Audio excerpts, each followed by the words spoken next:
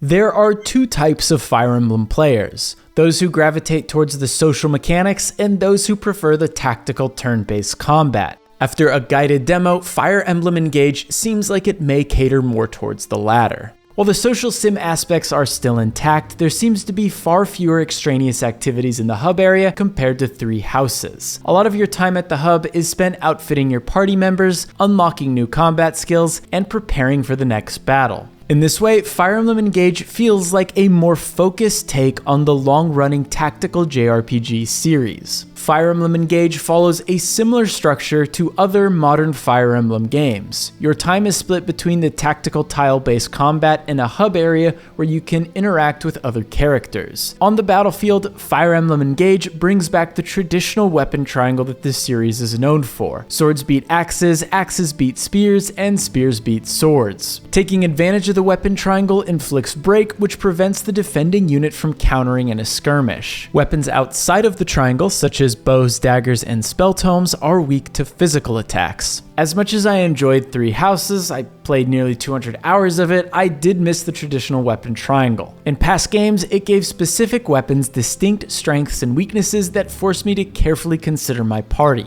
The reintroduction of this classic mechanic could lead to a more balanced experience, especially for those who might have felt Three Houses was a bit too easy. At the center of Engage's combat is the Engage mechanic. As you progress through the story, you unlock Emblem Rings that can be equipped on any party member. Each Emblem Ring houses the spirit of a character from a previous Fire Emblem game, and when given to a party member, they combine for improved stats and some powerful abilities. You can mix Emblem Rings with any character in your party for varying effects and strategies. Some combinations can lead to incredibly mobile party members, while others could significantly buff a character's strength stat. Some combinations may work better than others, but every party member can forge bonds with every classic character housed in an Emblem Ring. Like bonds formed between units, bonds between party members and Emblem Rings increase the effectiveness of that pair. Every mainline Fire Emblem game is represented via Emblem Rings. Some of the returning Fire Emblem characters I saw in the demo included Ike, Lucina, Roy, Marth, Lyn, Sigurd, and Celica. Additionally, there are items called Bond Rings that can be equipped in place of Emblem Rings. These rings feature characters from previous games and grant passive buffs. Bond Rings can be accumulated through a gacha-style minigame. After you've equipped your party, you can activate the Engage mechanic by pressing the plus button before kicking off a skirmish. While active, the classic Fire Emblem character embedded in the equipped Emblem Ring will accompany that unit. After 3 turns are up, you will need to refill your Engage meter through combat. I didn't have enough time to experiment with different Emblem Rings, but it seems like this could lead to some really interesting combinations. There are also a handful of tweaks to the moment-to-moment combat as well. Most notably, now you have direct control over a character's movement. Rather than selecting a unit and plotting a path for them, you can freely move around the battle before committing to a tile and attacking. It's not a huge change, but it does give you a little more flexibility and precision to your movements. Fire Emblem Engage also does away with weapon durability. Once you find or purchase a weapon, it's yours to keep. Hopefully this change means we'll be spending less time managing a unit's inventory and more time battling enemies and chatting up comrades. Now, I am curious to see how the game's economy is balanced now that you don't need to keep buying weapons as they break on the battlefield.